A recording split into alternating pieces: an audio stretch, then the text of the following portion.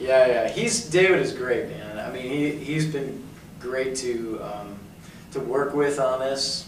Very supportive dude, man. You know, it carries extra weight too. The history he has with guitar players. So when he's kind of in your corner personally and like believes in you, it does make me feel good. I mean, he's worked with a lot of great guitar players and.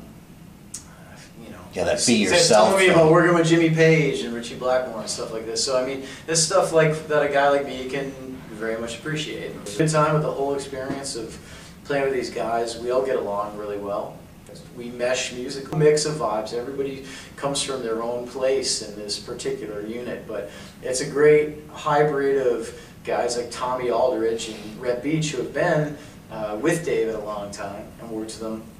And guys like myself who are a little newer with David, but like real enthused about it all. So we've got this cool, cool mesh. We went everywhere last year. I mean, for going through Europe, and ended with that big co-headlining run with Def Leppard in the UK. Those were great shows. My dream moment there was, Vivian Campbell came up to play Still of the Night with us. Which is, how cool is this, man? Vivian and David haven't played on stage together in a very long time. And doing well health-wise, and for me it was a thrill to get to bond with those guys in general during that run. It was like the last few shows, Phil Collin had me with his in-ear mix on the side of the stage. He's like, well, if you want to listen to my in-ear mix and my mix, just bring your ears to the side of the stage. And so listening to Phil's own mix and listening to how he's hearing the show, and yeah, great. Really fun for a guy like me, man. I mean, I can remember being in, man, what, 7th grade, watching Photograph on MTV, and and for me, these guys are my hero. Opportunity to kind of, work with some of them or get to know them. Last year's a tough act to follow. Europe is coming up. I think there's going to be some really big, built-in festival type shows over there with large crowds. That'll probably be the huge. Any of those? I mean, honestly, I haven't toured Europe like all that much. So for me, getting there and doing a whole lot of it last year was super cool. Like getting to really tour Europe extensively with this band was a great situation for me. So going back this year, I know there's some new destinations, and like I said, I know there's some festivals that'll be, it's the most recognizable set of music I've ever been able to perform, which is in a lot of ways makes the band's job a lot easier, because the audience is going, I hope they play something I know, I hope they play one that I know. And so it does make it a lot easier. It's like, wow, every song gets a great reaction just sort of inherently. And because there's nothing in the set that ever kind of lets up on that, it just gets a great response collectively for the whole night. And independently at some parts, because I noticed tonight the crowd, all the guys were banging their heads to one tune, and then the next tune all the girls are rushing the stage, because it's hard and heavy, and then there's the ballads that, the chicks love. I saw it. I mean, they're like holding hands like 6 in a row, all cutting through, I just had like a vision of like what would I want to play in Whitesnake when I got the gig, and I was thinking I would like to just do like a black and a white custom Les Paul, and I had some pre-existing ones, black and white. But then I was like, had this vision of kind of putting the Whitesnake medallion in the body of each one, and maybe doing some kind of artwork on the top. And anyway, so I found a mint to make the Whitesnake medallions, and I contacted my buddy Steve Christmas at the Gibson Custom Shop, and to help me out with that. They came up with a cool snake design, and because we were doing the Purple tour, and you normally wouldn't play Strats too often on, or think of Strats when it comes to Whitesnake, because of last year I did the same thing with a black and white Strat. So I had medallions set into the bodies, and Mike Tempesta at Fender helped me out with that. And then my friends at Atomic Guitar Works, this tiny company in Arizona, had this idea. They're just very ambitious. They said, we want to build you a purple Swarovski crystal guitar with a gold crystal WS on the top. Basically just their version of a Les Paul, And when I got it, I was like, even when they said it to me, I was like, that sounds really over the top. but I'm like, go for it, you know. And when I got it, I thought, it is over the top. If I brought it out for a whole show, people would just be looking at it the whole time. So I realized, I thought, this is the guitar I use for my guitar solo. But there's something cool, I think, about playing basically a collection made specifically for this band that I think are one-of-a-kind guitars then. And, you know, I don't know, there's something fun about that. And there was something fun about starting with all new gear in this band. I got new amps and everything. I've been playing Friedman BE 100 amps and Taylor guitars always for the acoustic when we do sailing ships, and the little bit I put in my solo this year, that's acoustic. Effects, I used this Fractal Axe Effects, which is known kind of for having amp sounds in it too, but I don't use those. I just use the effects. I mean, I have a little bit of the GAS, they call it, right? Guitar Acquisition Syndrome. I don't know. Just like anybody else, I see guitars or think of guitars that I want, and then unfortunately I go, well, when am I going to really be using that? It's just going to sit in my apartment if I'm not on tour, or if it's not something I can use on the gigs. That's the tough one. So many I want. I want every Gibson that exists. David's great, and it's all about just me learning what I can from him in this situation, and just enjoying the ride. It's pretty easy with David, you know. Him and I are both a little bit of kind of like the introverts on days off and stuff like that. So we see each other very much like at the venue for the show and hang, and everything is always extremely cordial and cool with DC at all times. He's always just great to be around. He's got a great vibe. So we try and return that favor, you know what I mean? As a band, I think we like to try and inspire David and make him want to be, you know, out here doing this and keeping it all going. He's an extremely witty guy, he really is. Yeah. He's lots of laughs.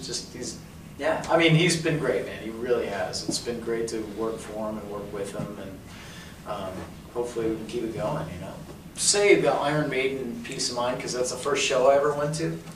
I was in 7th grade, and I think me and my friend got to go. Our moms let us go. And Did Accept open up? No, I think it was Quiet Riot. Oh, it was when Quiet Riot was just kind of beginning to take off. I think Come On Feel the Noise had just kind of come on the air or whatever, or hit, you know, on radio. And, so they were, yeah, they were first. Technically, it was Quiet Riot, and then, but I was there for Maiden, you know, and it was great. I just went to see him not too long ago at the Garden. Years ago, I saw him down there. Bruce Dickinson's a hell of a front man. He's just got such energy up there, such command of the stage, man. He's talking. Oh man, yeah. Great interview. Yeah. Cool. Awesome. So what do you see? The beautiful thing about Rock of Ages was I had 8 shows a week at home, but I could take off whenever I wanted. So any touring I wanted to take during that time, be it going off to play with Night Ranger or play with Trans-Siberian Orchestra, bottom line was I could take any day off and be right back in the next day at Rock of Ages. So for that whole period with Night Ranger, I would fly day a show, for instance, to play with them and take the first flight back. It would be at a red eye or the next morning to be there for 2 shows. So yeah, it was a lot, and but it was great for me to spend that much time just non-stop in front of an audience. I think that those 6-7 years of doing that many shows were pretty unique. And yeah, that helped me a lot. Yeah. Trans-Siberian Orchestra is 8 shows a week as well, and with that you're changing cities, and you have the signing lines every night. So there's definitely, that kind of schedule is great training, you know, to be able to keep your mind tough. A lot of it is just mental, I think, focus performing that long, you know, having 8 shows a week or these 2.5-hour shows. So it makes jamming for an hour with a band feel like nice and easy. I try to stay productive, man, always, you know, so that's usually taken care of, either doing press for the tour or for just whatever, casual press, kind of seeing what was up, and I didn't hear anything back, and then I think David heard from some well-respected people, like Foreigner's manager Phil Carson and whatnot, that I would be, Eddie Trunk was kind of one of those people to show support. So I think that it was a combination of all that stuff that led to a call from David. The funny part is that the show Rock of Ages that I mentioned earlier, when I was the guitar player on that, 8 shows a week, that show opens with David Coverdale's voice. There's a voice over of him speaking. And so I'd heard that, now to put that in perspective, about 2,000 times by that point, with that many Rock of Ages shows. So when I got my first voicemail or call from David, there was some kind of weird Pavlovian dog thing happening where I thought the show was beginning. I thought, oh my God, it's the start of the show. But it was actually David, and he had me out, and a lot of it, I think, was just to make sure we meshed personally, and then there was some playing.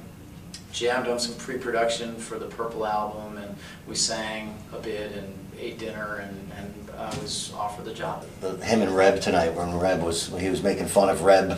Yeah. You know, impersonating him. I was just thinking to myself, I wonder if you could do that pretty good as well. They've had I can't do it, David. I mean, just mildly. Michael Devin and Reb are the two guys in the band who have good Davids. My voice isn't low enough. I can't.